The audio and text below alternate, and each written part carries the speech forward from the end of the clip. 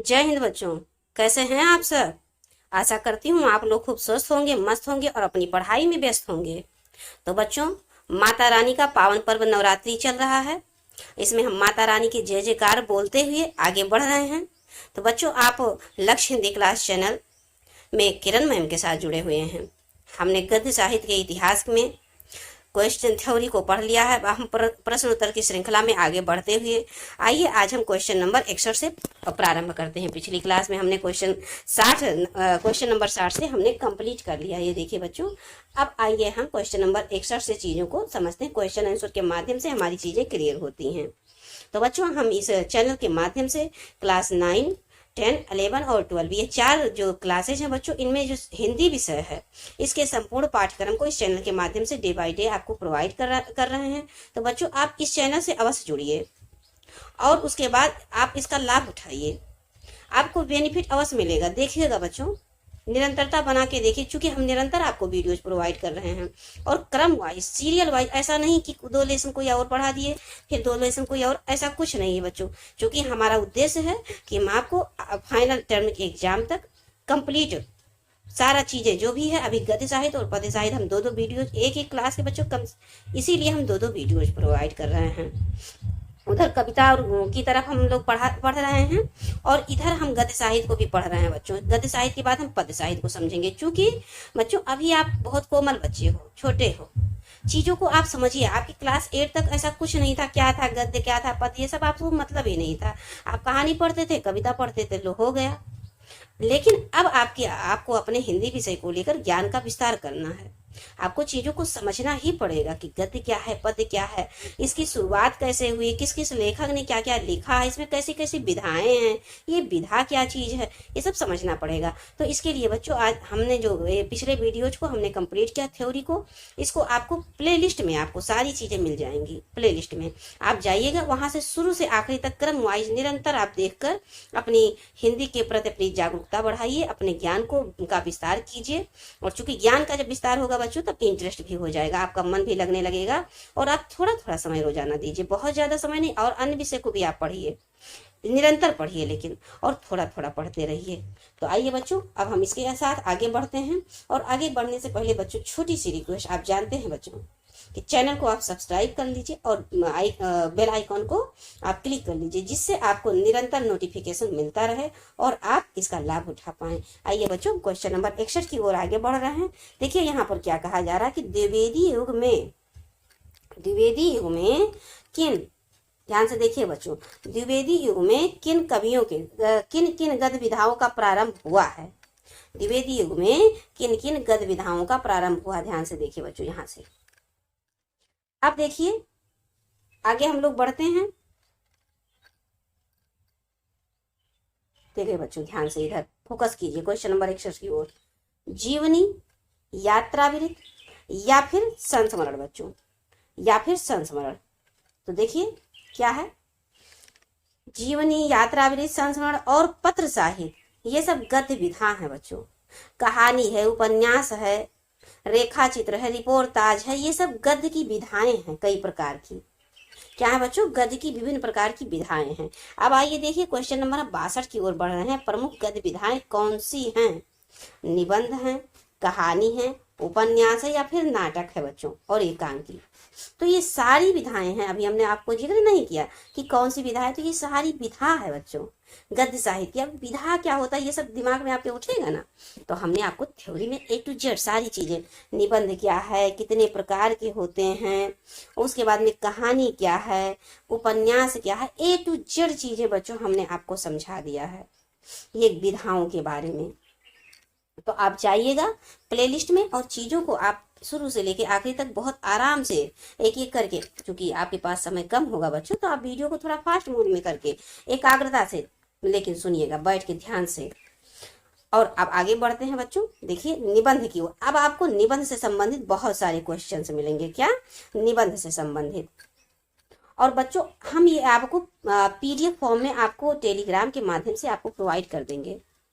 तो आपको लिखने का कष्ट नहीं उठाना पड़ेगा, लेकिन आपको टेलीग्राम में आपको दे दिया जाएगा पीडीएफ के फॉर्म में, और आप इसको पढ़ लीजिएगा। लेकिन अगर आप कह रहे हैं, आपका अगर इच्छा है तो आप बताएं, तो हम इसको आपको प्रोवाइड कर देंगे। तो आइए बच्चों, हम क्वेश्चन नंबर यहाँ पर पढ़ते हैं 63 पे। निबंध शब्द का अर्थ अब बताइए। आप देखिए निबंध क्या है और इसका अर्थ बताइए क्या है। तो देखिए बच्चों, हम लोग आगे बढ़ते हैं और देखते हैं निबंध शब्द का अर्थ पूर्ण रूप से बधा हुआ, अर्थात जिसमें लेखक अपने भावों विचारों को समयक रूप से स्वच्छंदता पूर्वक व्यक्त करता है, उसे निबंध कहते हैं। फिर से समझिए बच्चों, भावों और विचारों को, इसके माध्यम से किसे, भावों और विचारों को, ध्यान दीजिएगा, भाव और विचारों को। अब देखिए बच्चों आगे, स्वच्छंदता पूर्वक अपनी भावों और विचारों को व्यक्त करते हैं, यही निबंध कहलाता है। अब आइए बच्चों, क्वेश्चन नंबर हम 64 की ओर आगे बढ़ते हैं। यहाँ पर क्या कह रहा है कि निबंध मुख्य रूप से कितने प्रकार के होते हैं। तो हमने आपको थ्योरी में A to Z समझाया है कि निबंध कितने प्रकार के होते हैं। तो 4 प्रकार के होते हैं, और कौन कौन होते हैं, और इसको भी हमने एक्सप्लेन अच्छे से कर दिया है बच्चों। तो ध्यान दीजिएगा, आप प्लेलिस्ट में जाके चीजों को देखिए। अब आइए क्वेश्चन नंबर 65 की ओर हम लोग आगे बढ़ते हैं। 65 में क्या कहा जा रहा है कि हिंदी के प्रमुख भावात्मक निबंधकारों के नाम लिखिए। जो भावात्मक निबंधकार है बच्चों, तो ये बीओगी हरि हैं, सरदार पूर्ण सिंह हैं, माखन लाल चतुर्वेदी, ये सब भावात्मक निबंधकार में आते हैं बच्चों। क्वेश्चन नंबर 66 की ओर आगे बढ़ते हैं। इसको हम हाईलाइट करते हुए चलते हैं, क्योंकि इसको आपको याद करना है, और इसी प्रकार से आपको पीडीएफ फॉर्म में मिल भी जाएगा। तो देखिए बच्चों, अब हम आगे बढ़ रहे हैं, और निबंध के विकास में सराहनीय योगदान करने वाले किन्हीं 2 निबंधकारों का नाम लिखिए। आचार्य महावीर प्रसाद द्विवेदी जी हैं और आचार्य रामचंद्र शुक्ल हैं। कैसे हैं बच्चों, जो सराहनीय, काफी योगदान है इनका, किसका, आचार्य महावीर प्रसाद द्विवेदी और आचार्य रामचंद्र शुक्ल, ये दोनों का। और बच्चों जो द्विवेदी युग है ना, ये इन्हीं महावीर प्रसाद द्विवेदी के नाम पर रखा गया है, जैसे भारतेंदु युग भारतेंदु हरिश्चंद्र के नाम पे रखा गया है। अब क्वेश्चन नंबर 67 की ओर हम आगे बढ़ते हैं। देखिए बच्चों, यहाँ पर क्या कहा जा रहा है कि हिंदी साहित्य के किन्हीं 2 विचारात्मक शैली के निबंधकारों का नाम लिखिए, जो विचारात्मक शैली जिनकी रही हो। तो बाबू श्याम सुंदर दास है बच्चों, और आचार्य रामचंद्र शुक्ल हैं। इन्होंने विचारात्मक शैली में निबंधों को लिखा है। अब आइए बच्चों क्वेश्चन नंबर 68 की ओर। काका कालेकर के निबंध अतिरिक्त किस अन्य गतिविधा में कलम चलाई है। मतलब इनका कहना है कि जो निबंध है इनकी जो मतलब क्या कहते हैं कि किस अन्य गतिविधा में, निबंध के अलावा भी और कोई विधा इन्होंने लिखी है। तो यात्रा वृत्त भी लिखा है इन्होंने। किसने, काका कालेकर ने क्या लिखा है, यात्रा वृत्त को भी इन्होंने लिखा है। अब आइए बच्चों क्वेश्चन नंबर हम 69 की ओर आगे बढ़ते हैं। क्वेश्चन नंबर 69 पर देखिए क्या कहा जा रहा है कि विचारात्मक तथा भावात्मक निबंध में अंतर स्पष्ट कीजिए। तो विचारात्मक निबंधों में बुद्धि तत्व एवं तर्क की प्रधानता होती है, और भावात्मक निबंधों में हृदय तत्व और भावों की प्रधानता होती है। क्वेश्चन नंबर देखिए बच्चों, इसको हम थोड़ा भाव की प्रधानता को और बुद्धि तत्व की प्रधानता को हाईलाइट करते हुए आगे बढ़ते हैं क्वेश्चन नंबर 70 की ओर। देखिए बच्चों, अब यहाँ पर क्या कहा जा रहा है कि विचारात्मक, क्वेश्चन नंबर 70 को देखिए, विचारात्मक वर्णनात्मक निबंध शैलियों में अंतर बताइए। ये मोस्ट इंपॉर्टेंट है, चीजों को समझिए बच्चों। क्या कह रहा है कि निबंध तो 4 प्रकार के होते हैं, आपने पहले ही पढ़ लिया है, लेकिन अब उसको अलग अलग बताइए कि विचारात्मक निबंध कैसे होते हैं, वर्णनात्मक निबंध कैसे होते हैं। तो देखिए बच्चों, विचारात्मक निबंधों में तार्किकता होती है। विचार कहाँ होगा, जब तर्क करेंगे। विवेचनात्मकता होती है, विश्लेषणात्मकता होती है, क्योंकि तार्किकता है, विचार करना है तो तर्क बुद्धि लगाना पड़ेगा, विवेचन करना पड़ेगा और विश्लेषण करना पड़ेगा। इसका गुण विद्यमान होता है। क्या क्या, तार्किकता हो गई, विवेचनात्मकता होगी, विश्लेषणात्मकता हो गई, ऐसे गुण विद्यमान होते किसमें, विचारात्मक निबंध में। अब वहीं पर आते हैं बच्चों, वर्णनात्मक निबंध को देखते हैं। तो इसमें किसी घटना वस्तु का विस्तार पूर्वक वर्णन किया जाता है, अर्थात कोई घटना है, कोई दृश्य है जिसको कभी ने देखा है, तो उसका विस्तार पूर्वक वर्णन करते हैं। देखिए बच्चों, ये तार्किकता, विवेचनात्मकता इसमें है। फिर से समझ, इसको थोड़ा सा हाईलाइट कर देते हैं आपके लिए। ये देखिए तार्किकता है, विवेचनात्मकता है, विश्लेषणात्मकता है, किसमें विचारात्मक में। और बच्चों वर्णनात्मक में क्या है, तो इसमें विस्तार पूर्वक वर्णन किया जाता है किसी घटना या किसी वस्तु का। अब देखिए बच्चों क्वेश्चन नंबर हम 71 की ओर आगे बढ़ते हुए अब भारतीय द्वीप से संबंधित क्वेश्चन समझिए। मोस्ट इंपॉर्टेंट क्वेश्चन है बच्चों, भारतीय द्वीप के निबंधकारों को आप लिखिए। अब ऐसे नाम ये आप 9th में है ना, इसको पढ़िएगा, बार बार पढ़िएगा, आपको क्लास 10 में बहुत आसान होगा और इससे संबंधित क्वेश्चन भी बनेंगे। तो आपका एक भी क्वेश्चन नहीं छूटेगा। अभी से आपको जानकारी हो जाएगी कि भारतीय द्वीप का क्या है, भारतीय द्वीप में कौन कौन से लेखक हैं। तो देखिए बच्चों, बालकृष्ण भट्ट, इनका जन्म 1844 में होता है। प्रताप नारायण मिश्र 1856 में इनका जन्म होता है। भारतेंदु हरिश्चंद्र, इनका जन्म 1850 में होता है बच्चों। और बद्री नारायण चौधरी प्रेमघन का जन्म 1855 में होता है।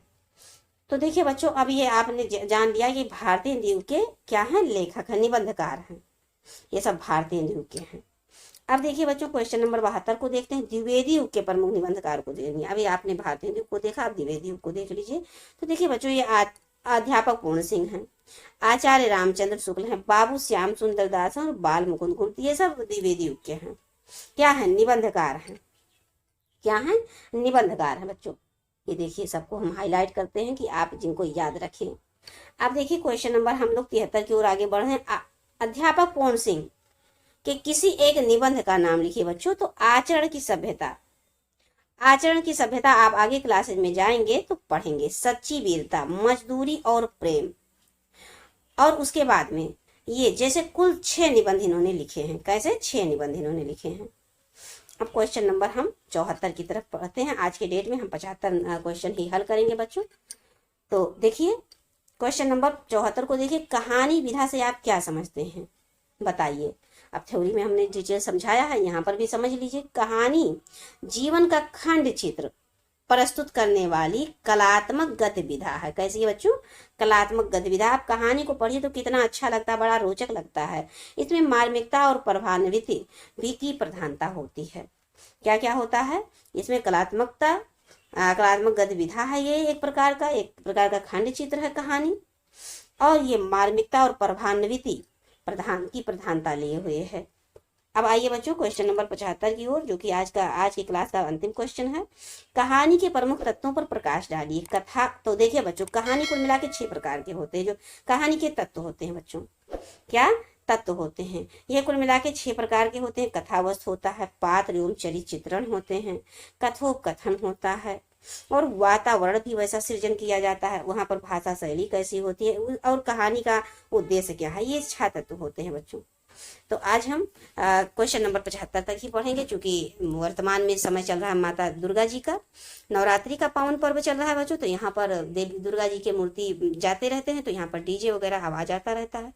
इसलिए हम आपको थोड़ा थोड़ा करके नवरात्रि तक ऐसे थोड़ा थोड़ा, लेकिन निरंतरता बनाए रखेंगे बच्चों। इसीलिए भले हम थोड़ा ही पढ़ाएं और आप थोड़ा ही पढ़ें, पर निरंतर पढ़ेंगे। ये निरंतरता ही हमें आगे सफल करेगी, और आगे बहुत आगे तक सफल करती चली जाएगी हमको। हम अपने लक्ष्य को प्राप्त करेंगे, जो हम चाहेंगे वो हमको मिलेगा। तो आइए बच्चों, हम चलते चलते छोटी सी रिक्वेस्ट, आप जानते हैं कि चैनल को सब्सक्राइब अवश्य करें और वीडियो को लाइक भी करें, और अपने फ्रेंड सर्कल में इसे शेयर करने का प्रयास करें। तो चलिए बच्चों, मिलते हैं आपको नेक्स्ट क्लास में। जय हिंद बच्चों।